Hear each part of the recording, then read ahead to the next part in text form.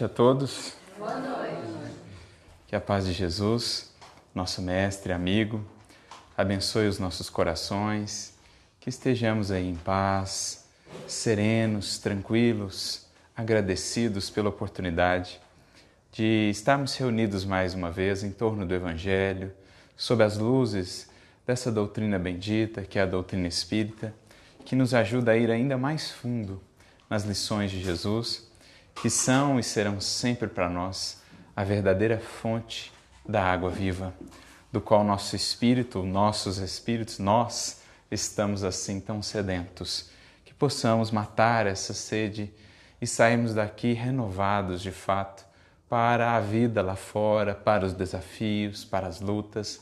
É com esse intuito que temos essa bênção e essa oportunidade que o alto nos dá para nos fortalecer na caminhada, para que juntos, partilhando da amizade, da fraternidade, da alegria do Evangelho, a gente se sinta realmente amado e amparado pelo alto.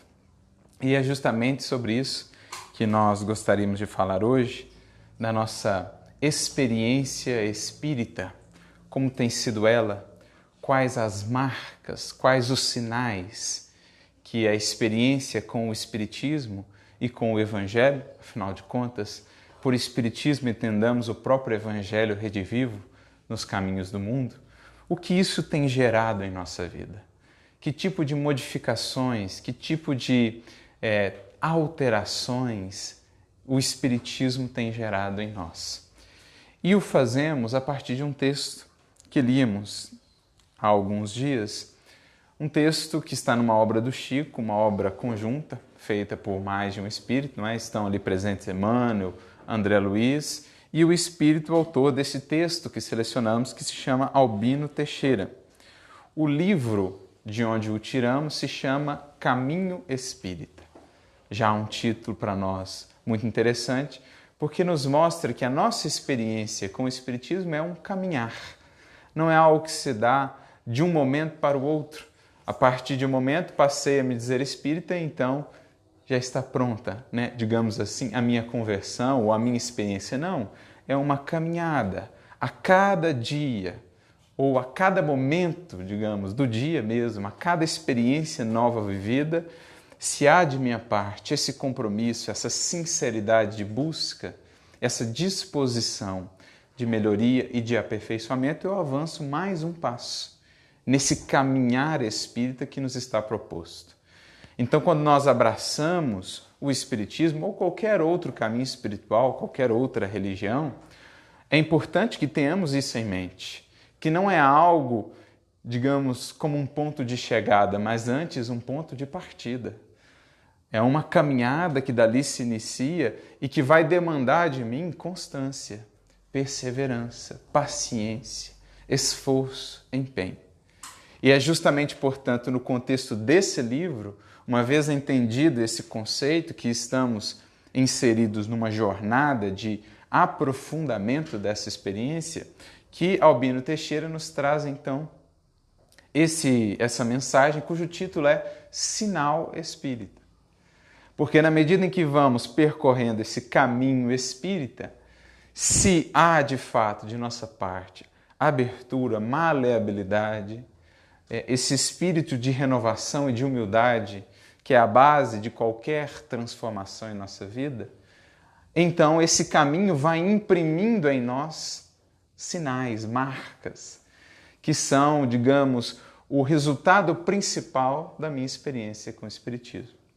E ele vai fazer uma distinção que é importante, que é justamente a distinção entre os sinais puramente exteriores e aqueles que efetivamente importam, os sinais interiores que o Espiritismo tem gravado em mim, que o Evangelho tem marcado em mim. Por isso, ele começa dizendo, quando a pessoa entrou no Espiritismo, é fácil verificar. Basta perquirir um fichário ou escutar uma indicação. Em nossos tempos de modernidade, basta ver lá, às vezes, no Facebook da pessoa, pelas mensagens que ela posta ou lá pela descrição que ela põe. É simples de chegar a essa conclusão de que fulano ou ciclano entrou no Espiritismo. que faz parte, que frequenta uma casa, que frequenta um estudo. Mas é importante olhar para além, entendendo que isso, por si só, não representa muita coisa, ou não representa o essencial. Pelo contrário, muitas vezes esquecendo-nos disso, acabamos nos prendendo nessa exterioridade e caindo numa ilusão quanto a nós mesmos, quanto ao aproveitamento dos recursos que temos recebido, construindo uma imagem do que somos bem distante do que de fato ainda somos. Por quê? Nos prendemos a esses aspectos exteriores, que no mundo podem até apresentar a nossa personalidade, mas que não a definem, não nos definem de fato esses aspectos. Isso não diz respeito somente à religião, por exemplo. Podemos pensar em outros sinais exteriores que momentaneamente utilizamos no cenário do mundo, mas que visam nos projetar a essas marcas interiores, nos levar a construí-las.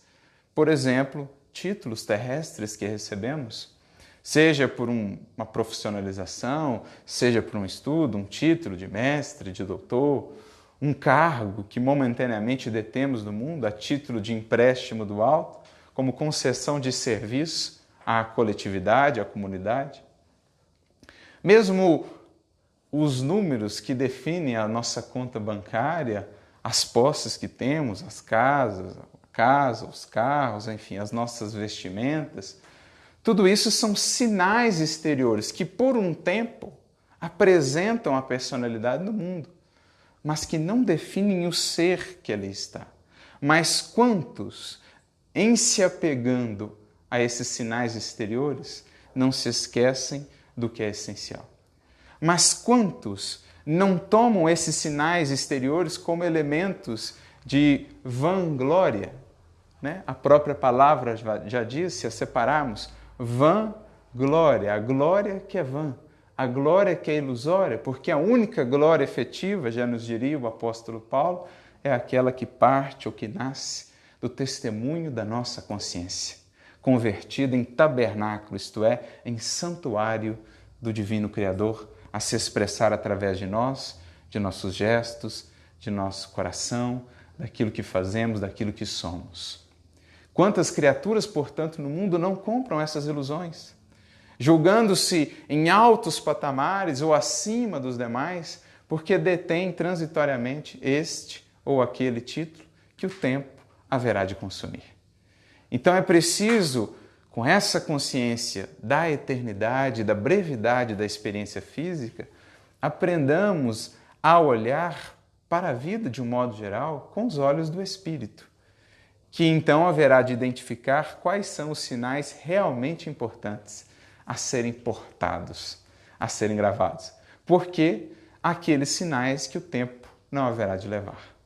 Tudo mais, tudo que ornamenta a personalidade, que tem agora este nome, que pertence a esta família, que detém esse cargo, possui, entre aspas, estas posses, tudo isso o tempo haverá de consumir, haverá de retomar, porque nada mais eram do que empréstimos, tendo por fim nos levar à legítima edificação.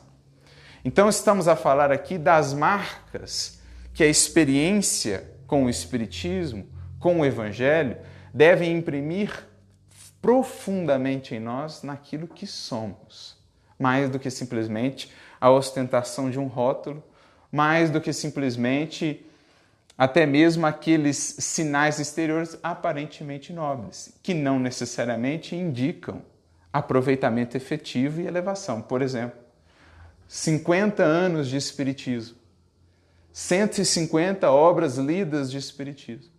Eu posso ostentar muito bem esses sinais exteriores sem que, de fato, eu os tenha convertido em sinais no Espírito, em marcas em mim, como dizia Paulo, do Cristo.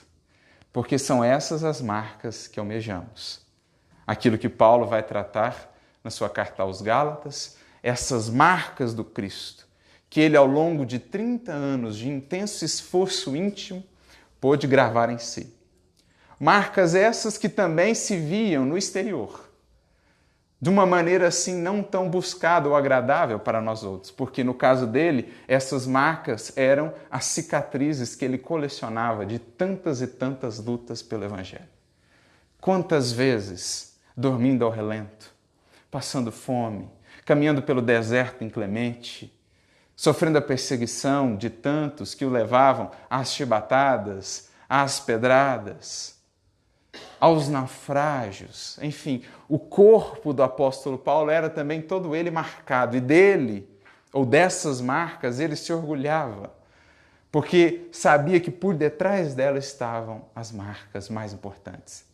Cada cicatriz daquela tinha ele, aquela cicatriz, por um tesouro, por um prêmio, por uma lembrança do quanto Cristo já havia feito por ele e o sustentado nessa sua nova proposta de vida desde aquele momento em Damasco.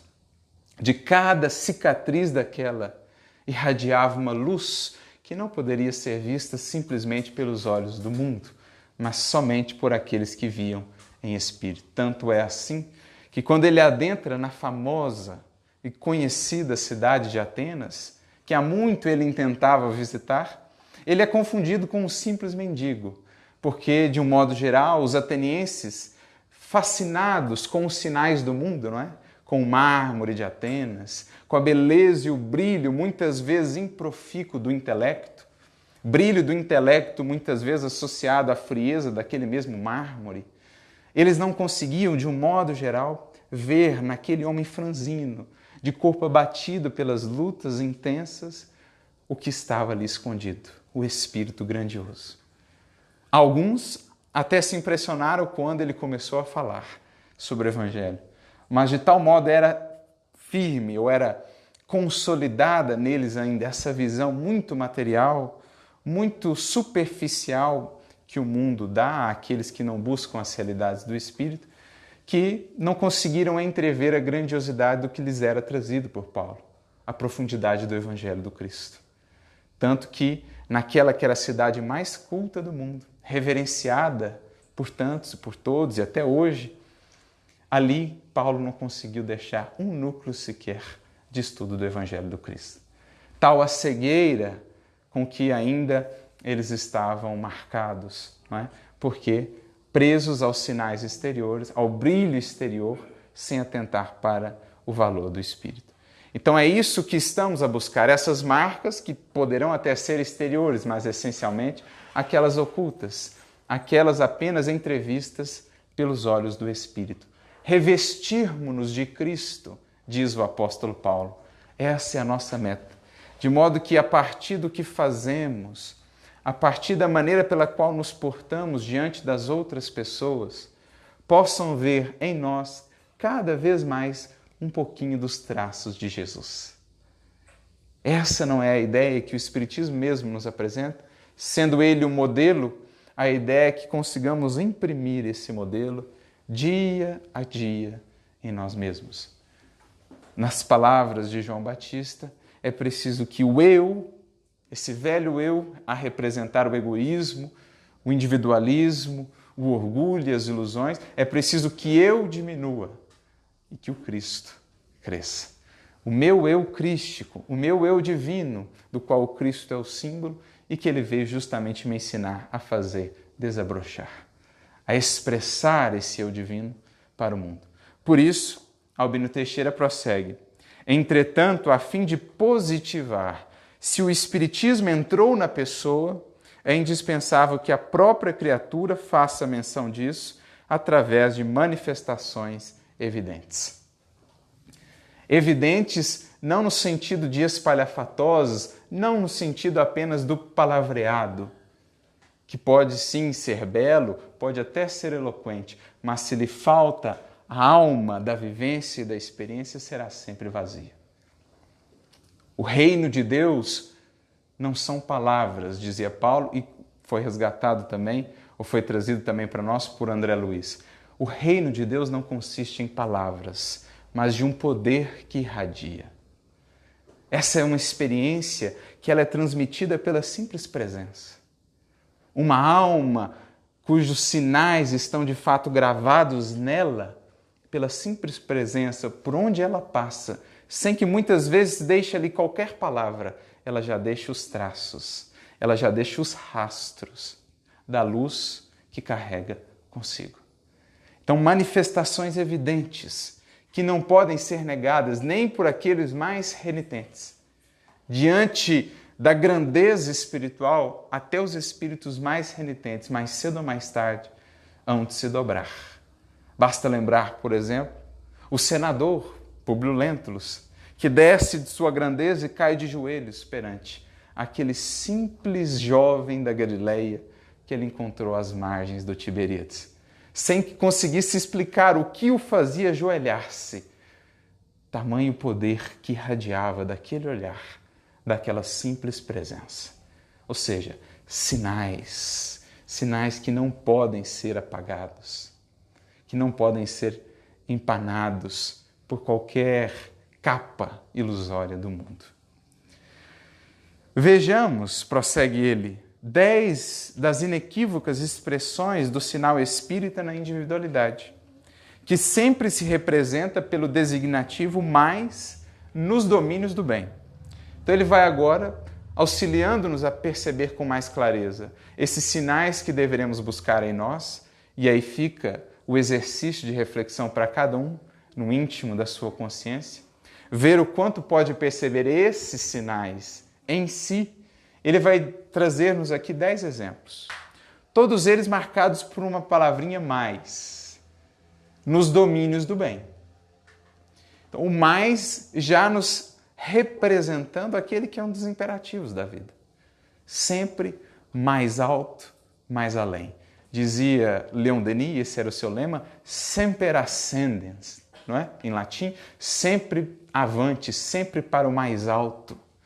É mais, é preciso, é o imperativo da vida é progredir, aperfeiçoarmos-nos, sede perfeitos, diria Jesus. Porque entre nós, o ponto em que estamos, e Deus, um infinito caminho se desdobra. Um infinito caminho se desdobra. Por mais que tenhamos percorrido já milênios e milênios sem conta de evolução, desde lá dos primórdios, do momento em que fomos criados, até o ponto em que estamos, tudo isso, diante do que nos resta percorrer, é nada. É absolutamente nada, porque é a mesma coisa, na matemática diríamos, que colocar um número finito sobre o infinito, o resultado será dessa divisão sempre zero. Como nos dizer que o que nos falta percorrer até o absoluto é infinitamente maior do que o que já temos percorrido. Para uns, isso pode ser uma má notícia. Para outros, e assim esperamos, isso é uma boa notícia. Afinal de contas, a eternidade aí nos está reservada. É bom saber, é alegre, é contagiante saber que muito temos por fazer, por conhecer, por desenvolver, por aprender. Afinal de contas, qual a graça seria se houvesse um fim? Se chegasse o momento em que, eternidade afora, não tivéssemos mais nada a fazer, mais nada de novo a aprender ou a realizar. Então ao contrário do que talvez alguns possam pensar, uma ótima notícia, uma boa nova sabermos que o infinito nos espera. Por isso a palavrinha mais. Avançou nesse aspecto? Dá para fazer mais. Melhorou nesse aspecto? Dá para fazer mais. Está se esforçando nesse aspecto? Dá para fazer mais um pouquinho. Essa é a ideia que o Espiritismo nos transmite em sua própria essência, ao nos mostrarmos como viajantes, espíritos errantes, aqui de passagem, mas peregrinos do infinito. Não temos aqui morada permanente, nem condição permanente. Temos sim convite sempre ao progredir e ao avançar. Então ele começa listando mais serviço espontâneo e desinteressado aos semelhantes. Esse é o primeiro sinal que deveremos buscar identificar em nós. E se ele falta, é preciso investir nele. Quanto de serviço, e não só serviço, mas desinteressado e espontâneo.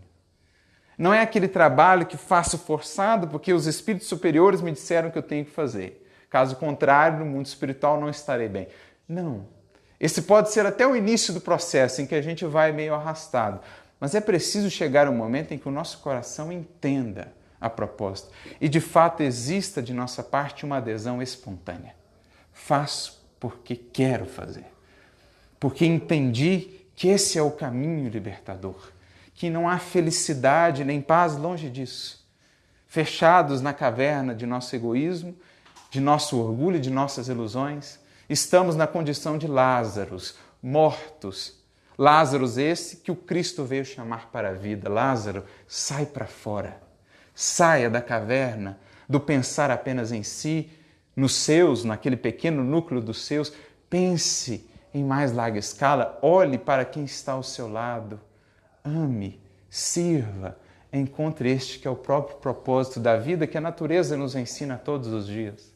O sol nos serve, ainda que não o façamos por merecer muitas vezes. A terra nos serve, ainda que não o façamos por merecer muitas vezes.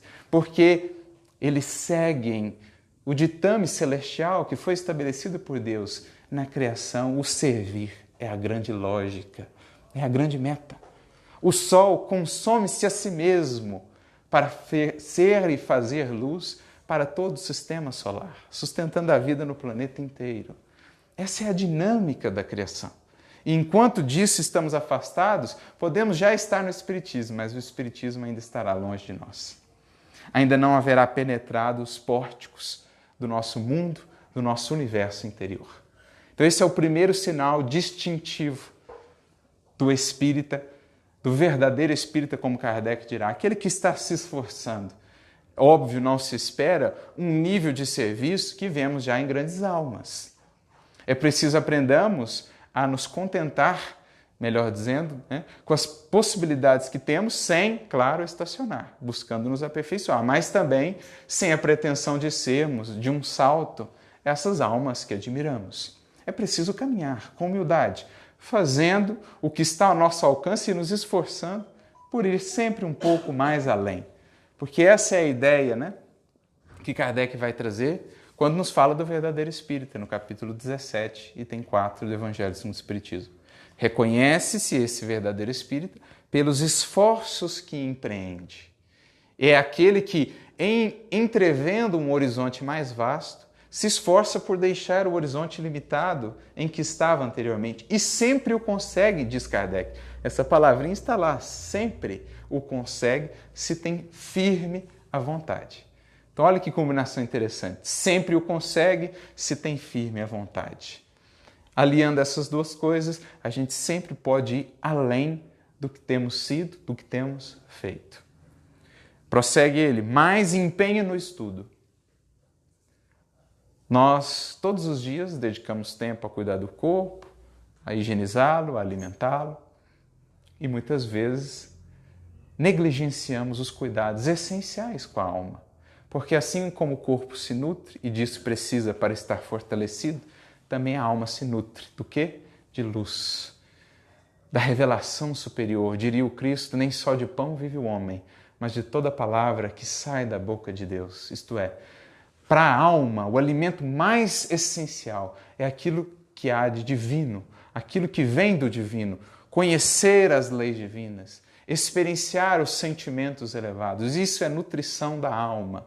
Portanto, estudar é requisito essencial no caminho espírita, na caminhada espírita. Dedicarmos-nos sempre e cada vez mais ao estudo para abrir horizontes e nos desvencilharmos daquela que é uma das principais prisões, fonte da grande maioria de nossas aflições, a ignorância, as trevas do espírito, as trevas da consciência. Quanto mais luz, mais clara se faz a consciência, mais capacidade de discernimento, melhor a sementeira, melhor a colheita, por consequência. Estudar, portanto, é ponto básico para nós espíritas. Não por obrigação, mas por livre adesão, por entender. Mais do que entender, dirá Kardec, compreender. Mais noção de responsabilidade. Ora, é resultado natural e direto do estudo, do jogar, trazer luz para o espírito, a ampliação da nossa responsabilidade, ou melhor, do senso de responsabilidade. Quanto mais o espírito recebe em termos de luz, de revelação espiritual, mais discernimento tem. Quanto mais discernimento tem, mais responsável é pelos seus atos. É o que decorre do Livro dos Espíritos. Então, mais responsáveis vamos nos tornando. Já começo a entender melhor a frase de Paulo, não é? Tudo me é lícito, mas nem tudo me convém, porque agora eu sei da responsabilidade do que faço, do que semeio em outras vidas, em outros corações. Eu sei o peso da colheita e penso melhor na sementeira. Mais zelo na obrigação, mais dedicação, mais empenho, mais comprometimento. O que é filho direto, isso, da responsabilidade. Quanto mais responsável eu sou, mais comprometido eu sou com o que faço, com o que abraço. Não faço promessas ilusórias, não me comprometo com coisas que já tendo maturado, tendo pensado, sei não vai ser possível no momento abraçar. Então, quando abraço uma coisa, abraço com comprometimento, com entrega, com dedicação. Mais respeito pelos problemas dos outros. Então, como falávamos, saindo da caverna das nossas ilusões, indo ao serviço, passo então a enxergar o outro e a entender as dores do outro, a entender as lutas do outro. Porque quanto mais fundo mergulho em mim e mais percebo a dificuldade de vencer a mim mesmo e as minhas paixões, melhor consigo entender os dramas do outro. Mais consigo entender aquilo que Simão também pôde entender depois da negação.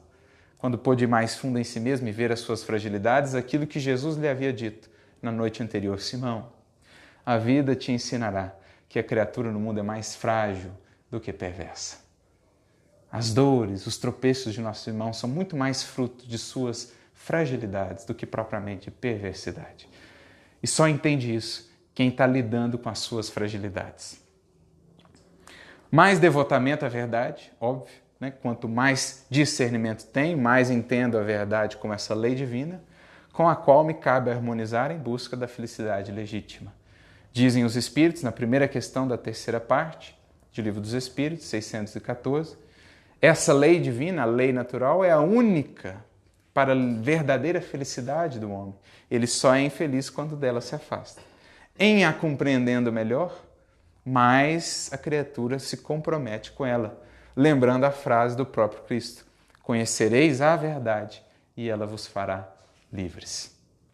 Mais cultivo de compaixão, quando eu entendo melhor a lei divina, quando eu entendo melhor o outro, quando eu me conheço melhor, mais a compaixão brota em mim como fonte natural. Na medida em que cavo no meu solo íntimo, acabo por encontrar essa fonte a jorrar, vinda do Criador, passando pelo nosso coração e alcançando o do semelhante. Mais equilíbrio nas atitudes. Equilíbrio é o caminho do meio, sem excessos, sem extremos. Todos os grandes mestres nos falaram desse caminho do meio. Buda, Aristóteles mesmo falava da virtude que está no meio. O próprio Cristo nos mostra que sempre o caminho da lei divina é o caminho do equilíbrio. Nem tanto ao céu, nem tanto à terra. Nem viver só para a matéria, nem viver na matéria só para o espírito, esquecendo-se das demandas materiais. É o caminho do meio. Nem temeridade de um lado, nem covardia do outro. É a coragem que está no meio. Esse é o caminho do equilíbrio. Mais brandura na conversa, porque o espírito que se asserena internamente, que se conhece, que se governa, que se ama, que se domina, naturalmente ele extravasa essa serenidade, essa paz que conquista em si no tratar, no relacionar-se com os outros. De pacífico ele se converte também em pacificador, no caminho das bem-aventuranças. E por fim, mais exercício de paciência, porque ele sabe que o tempo só respeita aquilo que ajuda a construir, que de nada adianta exigir dos outros aquilo que muitas vezes nem nós mesmos temos conseguido fazer, que é preciso dar a cada um o seu tempo, respeitando-os, mas, como nos dizia Chico, dando a nós o dever de ser a cada dia melhores e aos outros o direito de serem como são, não é? É a paciência que é a base de todas as virtudes, é a base da conquista de nós mesmos. Tudo em a natureza assim nos ensina. No nosso mundo moderno temos nos esquecido um pouco disso, dada a velocidade em que vivemos, que muitas vezes buscamos transportar para o reino do Espírito. E aí o resultado é muitas vezes a ansiedade, a frustração, a decepção. Mas é preciso desenvolvamos essa serenidade da semente, essa serenidade da natureza, de vivenciar os processos, entendendo que a maior riqueza não está nem no ponto de partida nem de chegada, mas justamente na caminhada. como dizia Guimarães Rosa, o real se revela para nós não é nem no ponto de partida nem de chegada, mas é no meio da travessia, não é? É aí que a gente vai realmente aprendendo. E para isso é preciso paciência e perseverança. Por fim, ele conclui: ser espírita de nome perante o mundo, de certo já significa trazer legenda honrosa e encorajadora na personalidade. Já é alguma coisa, talvez representa alguma busca. Já é, para nós, pelo menos, um convite a meditarmos na honra de termos recebido tanto do alto e no quanto nos cabe, de fato, honrar esses conhecimentos recebidos. Porque, queiramos ou não, uma vez que adentramos no Espiritismo ou em qualquer experiência espiritual, passamos a ser representantes e arautos dessa doutrina, desse grupamento, não é? Os outros vão ler a nossa vida e vão associar a nossa vida ao Espiritismo, que o Espiritismo, portanto, tem lido em nós. Queiramos ou não, passamos a ser representantes. E isso deve representar para nós um encorajamento e um maior senso de responsabilidade. Então, o simples fato de já termos esse elemento exterior, esse sinal exterior, já é, por si, um estímulo, mas não nos prendamos aí.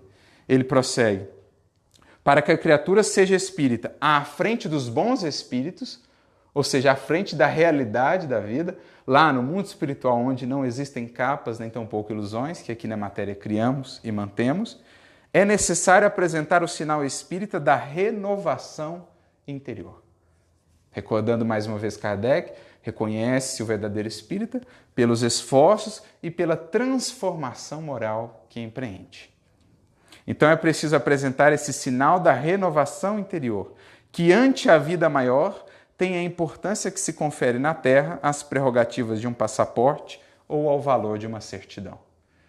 Porque lá, quando estivermos nos pórticos da vida verdadeira, não serão computados propriamente os anos gastos no Espiritismo, o número de livros lidos, mas o quanto isso tudo representou em nós, nesse passaporte carimbado para uma vida mais alta, pelos esforços da nossa transformação na construção da sabedoria e da virtude.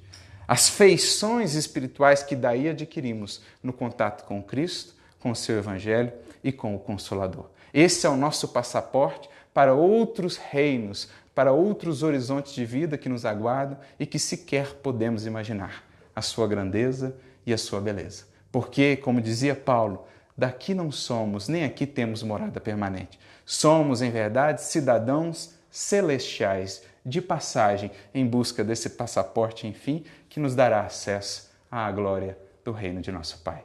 Que Ele nos abençoe, nos inspire a todos e que Jesus possa, de fato, nos inspirar na jornada. Muita paz.